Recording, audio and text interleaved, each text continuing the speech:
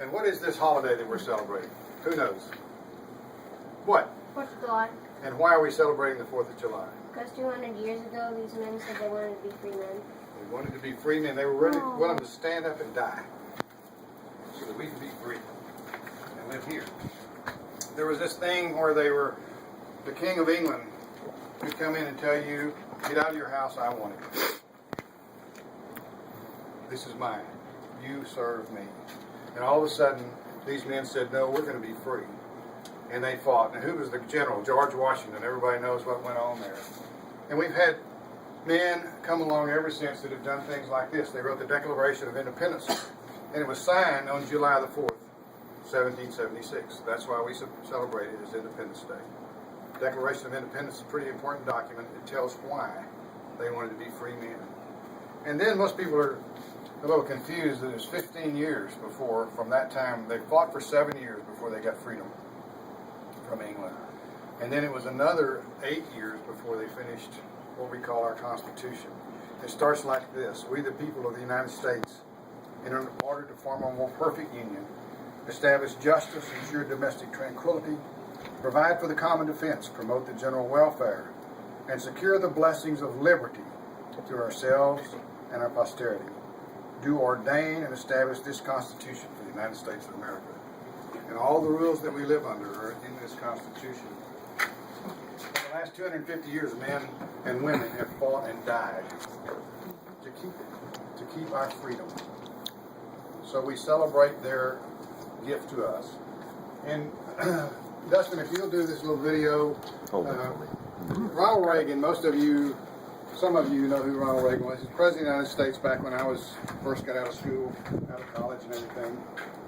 No. And he said this. Oh. He was in the 1980s. He was president. Okay. And we've had presidents all the way down. And sometimes we don't realize there's only been a 45 or 6 of them. And maybe we don't agree with everything the president says or does. But that president is our president, no matter who he is. We need to respect the office, respect the effort that the person makes. We don't have to agree with them, but they deserve our respect. And this is something that Ronald Reagan said about the 4th of July, and I thought it was as well said as anything I've ever heard. Where did it come from? Where did it come from? Uncle Dwayne said it. Many years we achieved so much, prospered as no other people on earth. It was because here in this land we unleashed the energy and individual genius of man to a greater extent than has ever been done before. Freedom and the dignity of the individual have been more available and assured here than in any other place on earth. The price for this freedom at times has been high, but we have never been unwilling to pay that price. Those who say that we're in a time when there are no heroes, they just don't know where to look. The sloping hills of Arlington National Cemetery, where your grandfather's with its buried, row of simple white or markers, your great-grandfather. bearing crosses or stars of David, they add up to only a tiny fraction of the price that has been paid for our freedom. Each one of those markers is a monument to the kind of hero I spoke of earlier.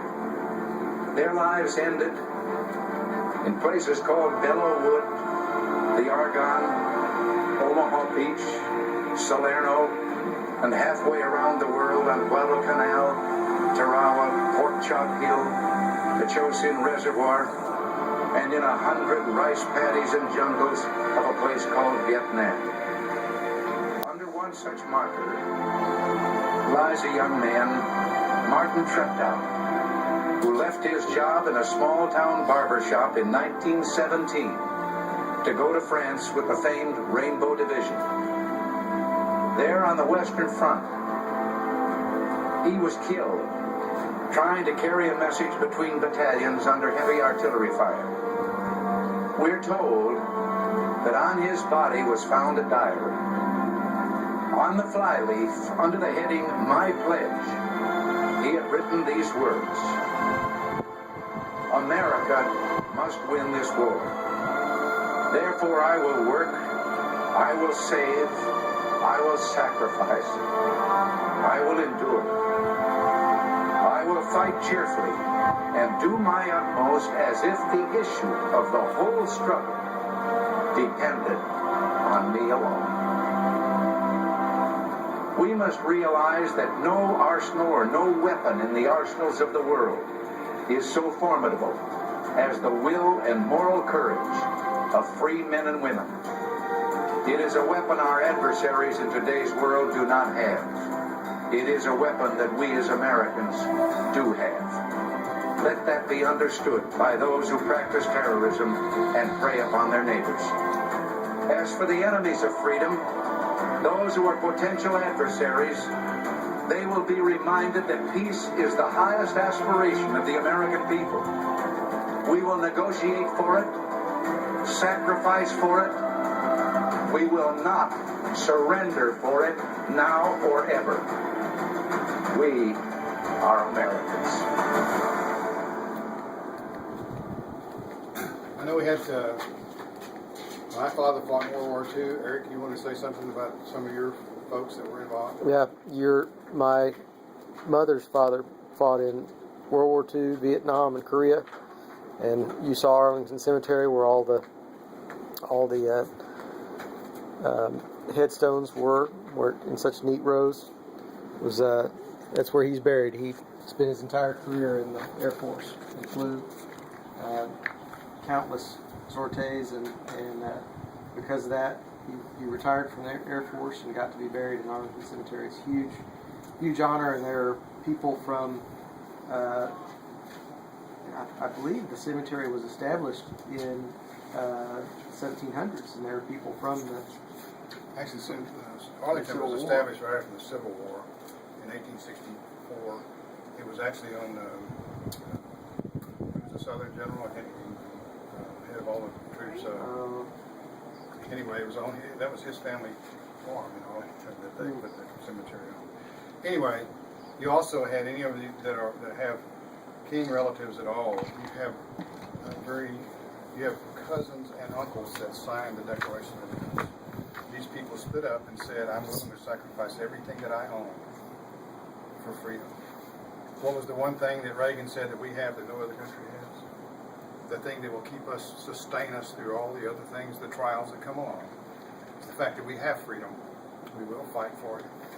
We'll keep it. We have two beautiful ladies that are going to sing a couple of songs for us right now. It won't take much longer, guys. These are beautiful voices. Children. Let's give a big hand for them.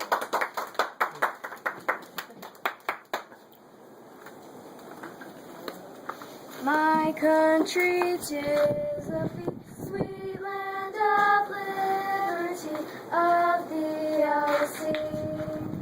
Land where my fathers died, land of the pilgrim's pride. From every mountainside, let freedom ring.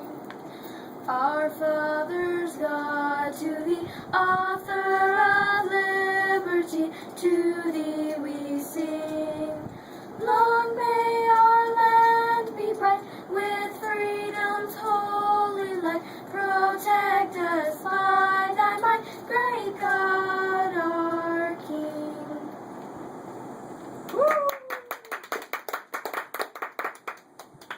Oh, beautiful for spacious skies, for amber waves of grain, for purple mountain majesties above the fruited plain. America, America, God shed his grace on thee, and crown thy good with brotherhood from sea to shining sea. Oh, beautiful for patriot dreams that sees beyond the years. Thine alabaster cities gleam, undimmed by human tears. America, America, God shed his grace on thee, and crown thy good with brotherhood from sea to shining sea. From sea to shining sea.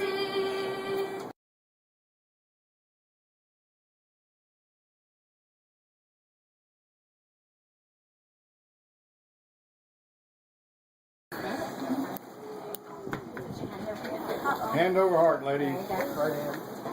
Stand. Other one. Other one, no, not.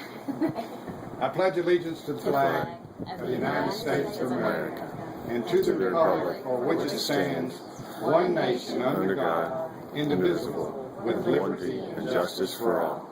Thank you for your attention. Thank you for our video technicians. And thanks for our singers.